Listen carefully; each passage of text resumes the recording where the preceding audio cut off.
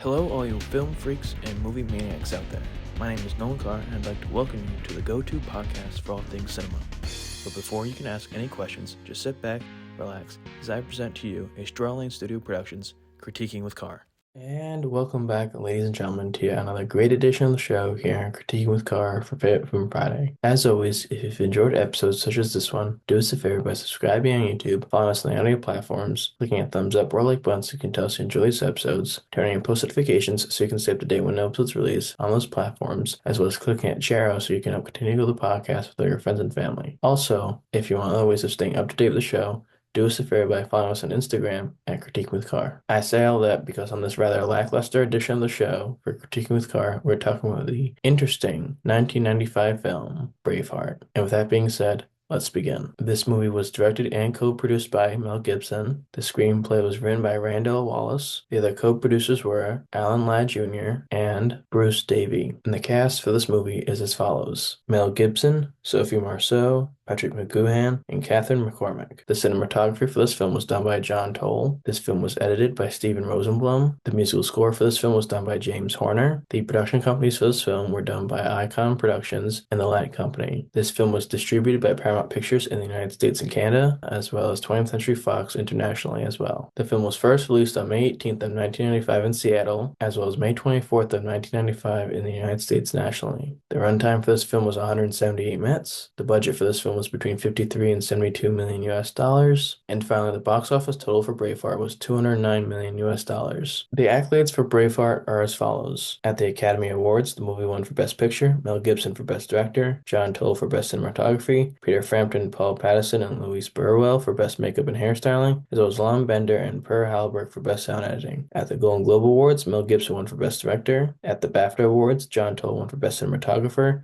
Charles Node for Best Costume Design, as well as Per Halberg, Lon Bender, Brian Simmons, Andy Nelson, Scott Millen, and Ann Belmer for Best Sound. At the Writers Guild of America Awards, Randall Wallace won for Best Original Screenplay. At the National Board of Review Awards, Mel Gibson won for the Special Achievement Award. And finally, last but not least, at the Critics' Choice Awards, Mel Gibson won for Best Direction. And now it comes time for one of my two favorite parts, which is an eye list off the top 10 high-grossing films for that year's release, being 1995's Braveheart. Coming in 10th place on this list was Jumanji. It was distributed by Sony Pictures Releasing. Its worldwide gross was $262.8 million. And so is Robin Williams, Kristen Dunst, and David Alan Grier. Coming in ninth on this list was Waterworld. It was distributed by Universal Pictures. Its worldwide gross was $264.2 million US dollars. And stars Kevin Costner, Dennis Hopper, and Jeanne Tripplehorn. Coming in eighth place on this list was Casper. It was distributed by Universal Pictures. Its worldwide gross was $288 million. And stars Malachi Pearson, Christina Ricci, and Bill Pullman. Coming in seventh on this list, coincidentally, was Seven. It was distributed by New Line Cinema. Its worldwide gross was $327.3 million US dollars. It stars Brad Pitt, Morgan Freeman, and Gwyneth Paltrow. Coming in sixth on this list was Batman Forever. It was distributed by Warner Bros. Its worldwide gross was $336.6 million. Stars Val Kilmer, Tommy Lee Jones, and Jim Carrey. Coming in fifth on this list at the halfway mark was Pocahontas. It was distributed by Buena Vista Pictures. Its worldwide gross was $346.1 million. It stars Joe Baker, Christian Bale, and Irene Bedard. Coming in fourth place was Apollo 13. It was distributed by Universal Pictures. Its worldwide gross was $355.2 million. It stars Tom Hanks, Kevin Bacon, and Bill Paxton. Coming in third place with the bronze medal on this list was GoldenEye. It was distributed by MGM and UA Distribution Company. Its worldwide gross was $356.4 million US dollars. It stars Pierce Brosnan, Sean Bean, and Isabella Scorupco. Coming in second place with the silver medal on this list was Die Hard with a Vengeance. It was distributed by 20th Century Fox. Its worldwide gross was $366.1 million. It stars Bruce Willis, Jeremy Irons, and Samuel L. Jackson. And finally, coming at number one as the highest-grossing film for 1995 was Toy Story. The film was distributed by Buena Vista Pictures. Its worldwide gross was $394.4 million US dollars. And it stars Tom Hanks, Tim Allen, and Annie Potts. And now, for the moment you've all been waiting for, my review of 1995's Braveheart. Braveheart, directed by Mel Gibson, is often heralded as a cinematic masterpiece and an epic tale of heroism, freedom, and the indomitable spirit of Scotland. Yet after a recent viewing, I find myself wrestling with the film's reputation versus my own experience. While it features stunning landscapes and some memorable moments, my overall impression leans towards the critical. One of the film's most significant strengths lies in its breathtaking cinematography. The opening scenes with sweeping shots of the Scottish Highlands are undeniably beautiful. These landscapes set a majestic tone that lingers throughout the film, inviting viewers into the rugged beauty of Scotland.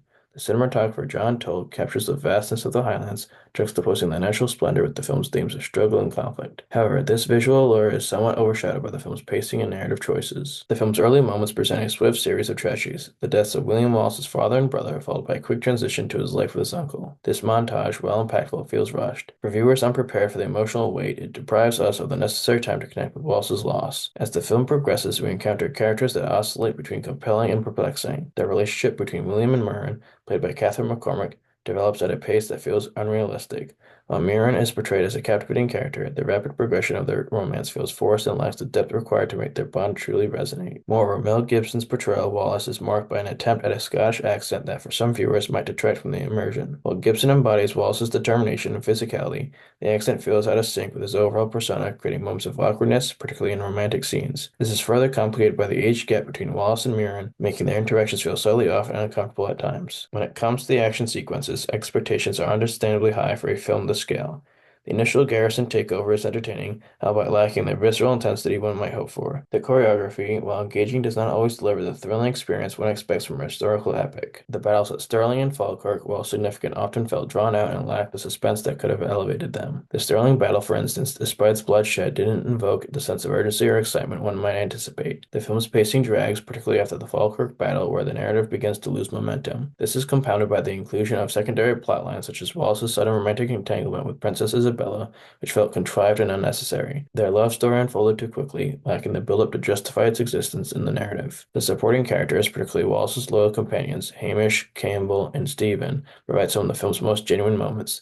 Their loyalty and camaraderie add depth to Wallace's journey, offering a welcome reprieve from the film's slower sections. Conversely, the portrayal of King Edward I and his son Prince Edward feels underwhelming. They lack the menacing presence one would expect from such powerful figures, reducing their impact on the story. The film often veers into caricature with their depictions, detracting from the overall stakes of Wallace's rebellion. This portrayal diminishes the tension in Wallace's fight against oppression, as the antagonists seem more comical than threatening. In conclusion, Braveheart is a film that attempts to capture the spirit of rebellion and the quest for freedom, but ultimately stumbles in its execution. The grand visuals and a few compelling moments do not compensate for the film's pacing issues and superficial character development. With a runtime that feels excessive, there are numerous moments that could have been trimmed to create a tighter, more impactful narrative. With all that being said, I have the distinct honor and privilege to rank this film, Braveheart, a despicable score of 6 out of 10 on the Diamond Dave scale. And with that being said, my film freaks and cinephiles, if you've enjoyed this week's edition of the show, do us a favor by subscribing on YouTube, following us on the audio platforms, clicking on the thumbs up or like button so you can tell us you enjoy these episodes, turning on post notifications so you can stay up to date on those platforms when episodes release, as well as clicking at share out so you can help continue the podcast with all your friends and family. Also, if you want other ways to stay up to date with this great show, do us a favor by following us on Instagram at Critiquing with Carr. And with that being said, my film freaks and cinephiles, until next time, take care, and as always, happy viewing.